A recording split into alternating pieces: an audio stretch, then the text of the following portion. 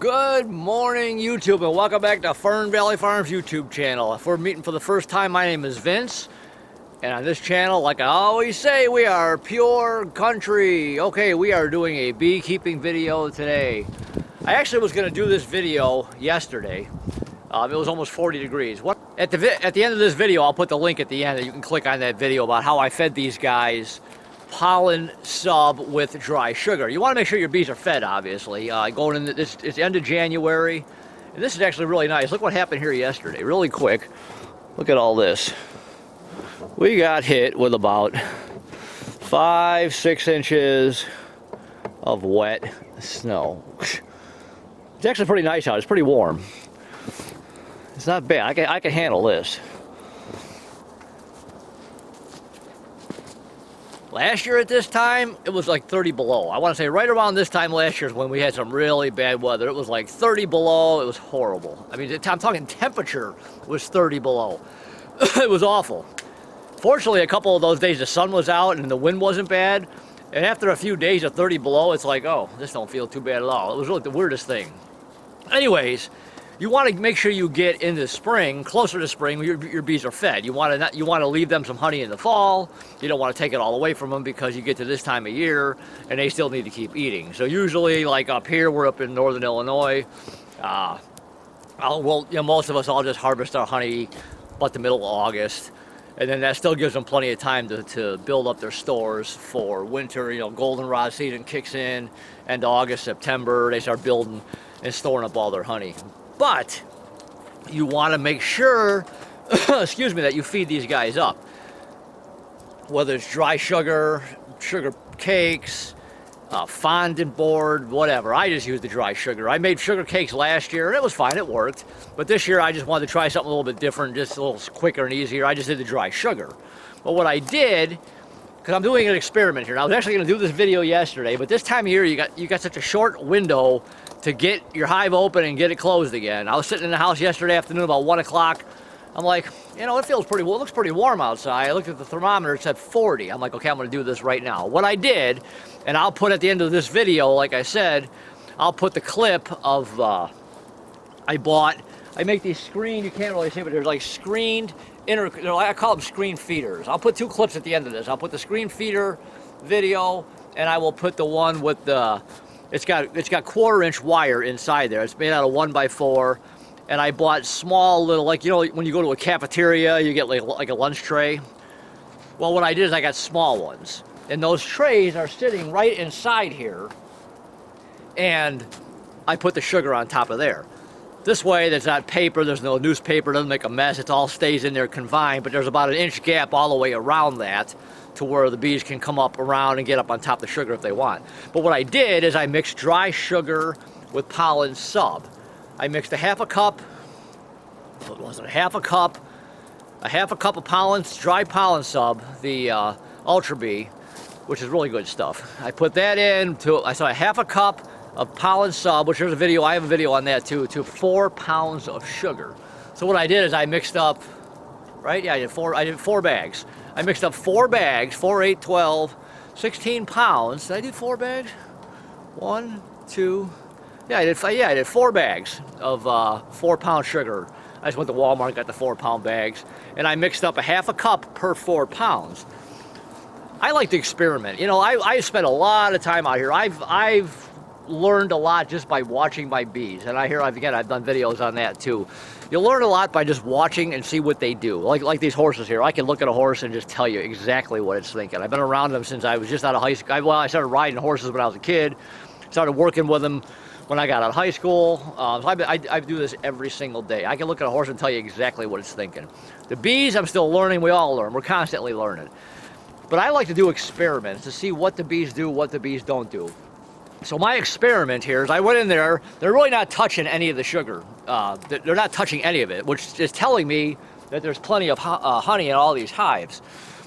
But I'm curious to if they like plain sugar or sugar with pollen sub. So what I did, here again, like I said, I just had such a short window yesterday to get the camera out here and do this. I wanted to open them and close them real quick. So what I did is I popped the lids, I took the trays, I dumped half of it out back into a bucket, I pushed it forward, and I poured regular plain dry sugar on. So each hive, even the ones in front of me here, each hive has got a half a tray of sugar with pollen sub, and then the other half of the tray has got plain sugar. I am curious to see what my bees like better. So, and that's going to tell me something. Like I said, I like to do experiments. I like to mess around and see what the bees do. And you learn from them. It's like sitting out here in the summertime or doing different things. I like to try experiments, and that's how you learn what your bees do. So anyways, my experiment here is to see if they like plain sugar, or do they want sugar and pollen sub, or do they both? I don't know, we'll find out. And when I do actually go to do this, I will open these things up, and I hope I'll wait till I got more time. I can make a video of this. But like I said yesterday, I just opened them really quick. I took I pulled the tray out, put the lid back on, because there's insulated covers above this. I got an insulated cover, and I got my screen feeder right below that. And actually, you can see it on this hive here.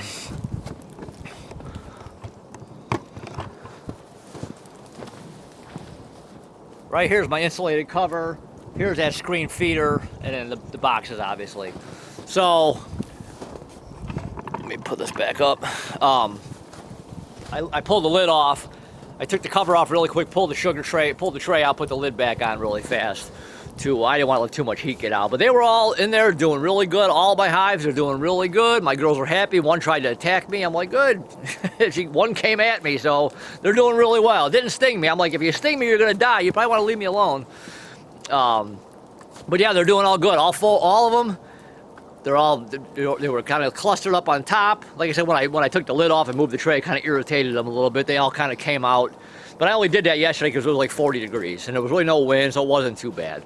So, like I said, my experiment is to see if they like straight plain sugar or sugar with pollen sub, or both. So we're going to see which you know, and maybe every hive is different. Who knows? Maybe these two here will like one.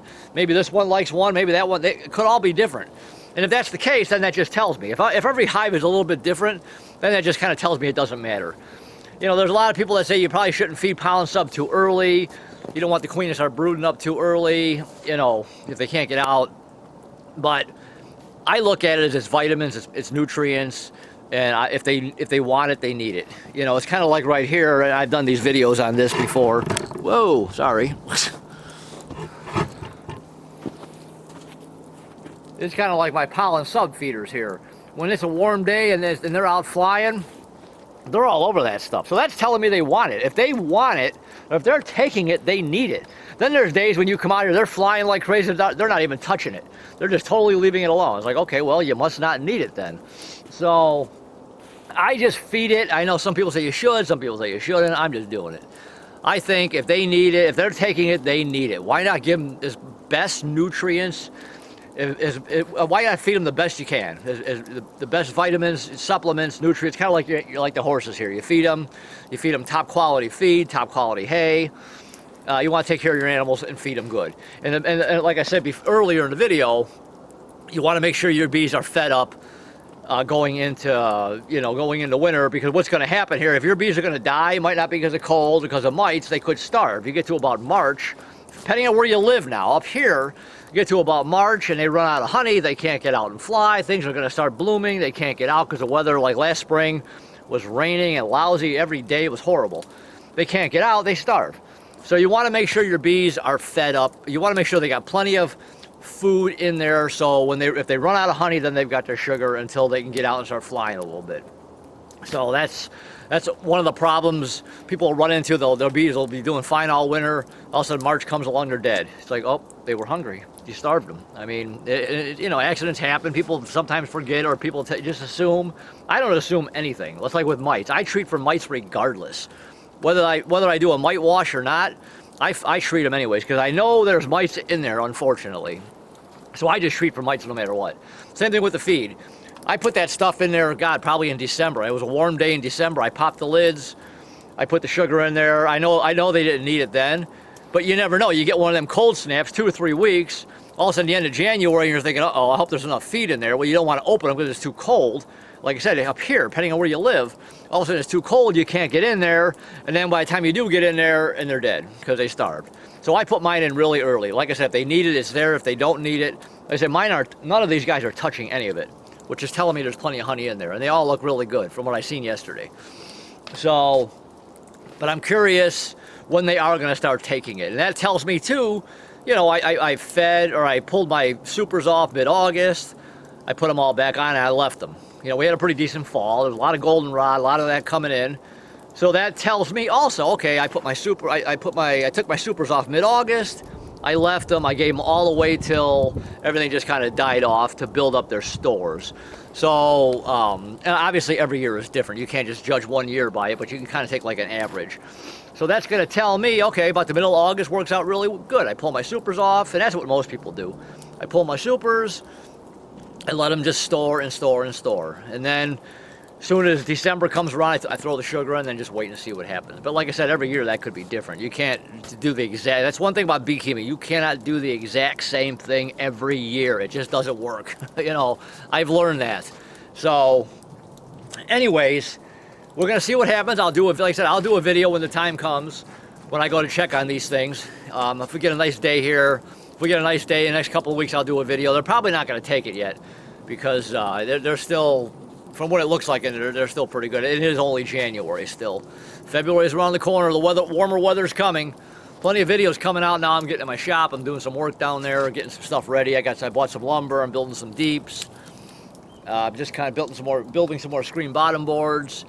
I plan on expanding it. If you've seen that video out there, if you can see it over there, where my expansion is going to go out there. So, but anyways, that's the story of this video. The story of this video is to see, do my bees like straight sugar, or do they like sugar pollen sub, or do they like both? Does one hive like one, or whatever? So we'll take like an average and we'll just see what they do. And we'll just go from there. So anyways, I think I've pretty much covered everything in this. On this topic. It's starting to snow a little bit, but you know what? It's nice. I'll take this. If this is how January's going to be, I'll take it. I love it. It could be a lot worse. Like I said, last year about this time, it was unbelievable. I've never seen a temperature that low. But this isn't bad. It's about 35, 36 degrees. It's snowing a little bit again now. I was going to do this video earlier when it was snowing like crazy, those big, giant white flakes, but I didn't want my camera to get all wet. So anyways, I'm getting off topic here. Okay, so hopefully you like this video. Hey, I appreciate you watching. Thanks to my new subscribers. You know who you are. Any questions, comments, please leave them. Do me a favor, subscribe to the channel. Hit that subscribe button right here. When you subscribe to this channel, hit the little bell next to the subscribe button. You'll get notified every time one of these videos comes out. I got horse videos coming also. Like I said, thanks again. Thanks for watching. There's a bee out right now. One of the girls just came out and she's out. Yeah, it's not too bad out. They might, because they'll do the cleansing flights too, actually, when they get a chance. So, different subject. So anyways, like and subscribe, and I will see you next time. All right, I'll talk to you later. Bye.